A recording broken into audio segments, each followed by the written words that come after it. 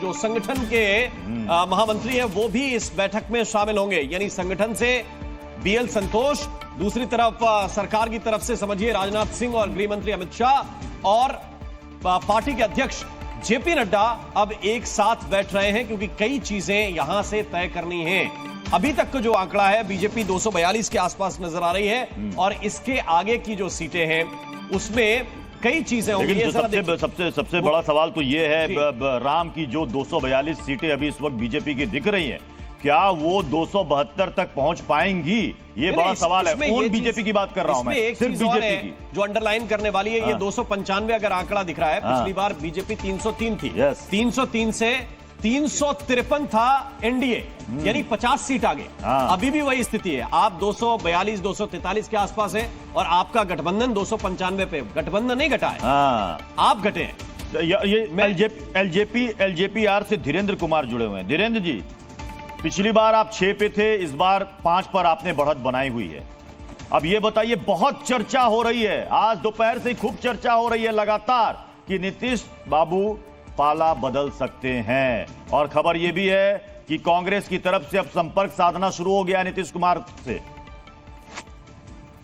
देखिए, पिछली बार हमें 6 सीट मिली थी, 100% स्ट्राइक रेट के साथ 6 की 6 सीटें जीती थी। इस बार मुझे गठबंधन में 5 सीटें दी गई थी, मैं 5 का 5 जीत रहा हूँ। दूसरा सवाल आपने किया, तो संपर्क कहीं करने की कोई वजह नहीं है। बहुत कंफर्टेबल मेजोरिटी से एनडीए की सरकार बनाते हुए आप ही के चैनल और आप लोग दिखा रहे हैं, तो इसमें कहीं इधर उधर की कोई बात नहीं है।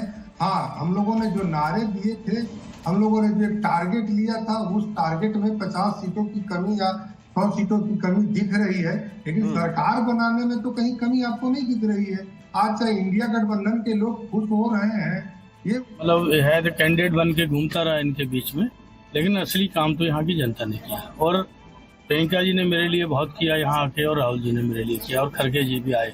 मेरी खड़गे जी ने स्पेशल मीटिंग दिया, राहुल जी ने मीटिंग दिया, प्रियंका जी तो 2.5 दिन रही यहाँ पे। तो ये सारा उनका मतलब किया हुआ है। मैं कभी भी यहाँ की जनता को हमेशा धन्यवाद दिया, और मेरे को जो टिकट भी दिया तो गांधी परिवार ने दिया, मेरे पे विश्वास किया, और मैं शायद उनके विश्वास पे पूरा उतर रहा हूँ। अभी काउंटिंग पूरी हो जाए देन मैं बात करूंगा आपसे।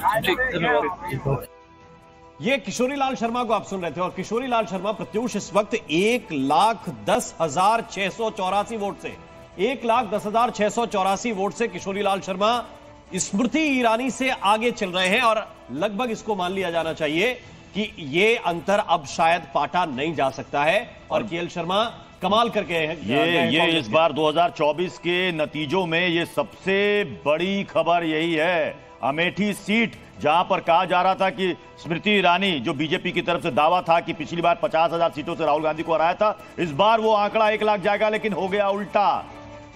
1,10,000। हाँ, राजीव जी कुछ कहना चाहेंगे? मुझे 1 मिनट दिए, मैं बोलना चाहता हूँ इस पे, अमेठी के नतीजे पे।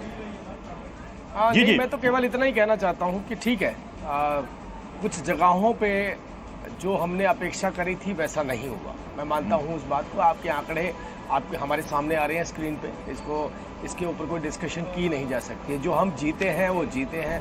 जो क्या राजीव जी कई सीटों को बहुत हल्के में ले लिया था बीजेपी ने? देखिए, ये तो एक अलग से विश्लेषण करने का विषय है, लेकिन मैं एक बात बोलना चाहता हूँ कि हाँ, जहाँ हम जीते हैं वहाँ जीते हैं, जहाँ हारे हैं वहाँ हारे हैं। लेकिन मैं फिर से कोट करूँगा, जो सीट्स अभी भी भारतीय जनता पार्टी के पक्ष में आने वाली हैं, उनके नंबर्स भी कम नहीं है। मैं अलग बात हो सकती है, कोई मैंने देखा जश्न मनाया जा रहा था जब कांग्रेस 100 पर नहीं पहुंची थी। उस वक्त पे कांग्रेस जश्न मना रही थी, पटाखे फोड़ रही थी, मिठाइयाँ खा रही थी। तो आप सोचिए कि जिस राजनीतिक पार्टी को अपने 100 के आंकड़े के लिए जश्न मनाना पड़े, तो उसको इस बात का तो एहसास हो गया होगा कि राष्ट्रीय पार्टी होने के बावजूद हमारी एक्सेप्टेबिलिटी कितनी है।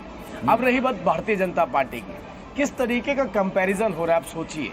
हम बहुमत से पार जाएंगे वो एक अलग सब्जेक्ट है, लेकिन अभी भी जो आंकड़े आपके यहाँ दिखाए जा रहे हैं, दैट इज 294। वो आंकड़े आप इलेक्शन कमीशन की साइट पे भी देख सकते हैं। ये रुझान है मैं ये वो रुझान रुझानों है। की बात ही कर फाइनल रहा आंकड़े था। तो इलेक्शन कमीशन की साइट पे मैं उससे भी रुझानों आप की खंगाल ही बात सकते हैं, कर उसमें रहा देख सकते हैं कि बिल्कुल, बीजेपी की बिल्कुल। कितनी सीटें, कांग्रेस की कितनी सीटें हैं बढ़त में। सुलेमान जी कुछ कहना चाह रहे हैं, काफी देर से अमेठी के मसले पर कुछ जी। कहना चाह रहे हैं सुलेमान जी। दो बातें शॉर्ट में कहूंगा। एक तो हाँ। अमेठी का जो नतीजा आ रहा है जिसमें केएल शर्मा जी 1,10,000 वोटों से आगे हैं। देखिए क्या क्या बातें हुई थी।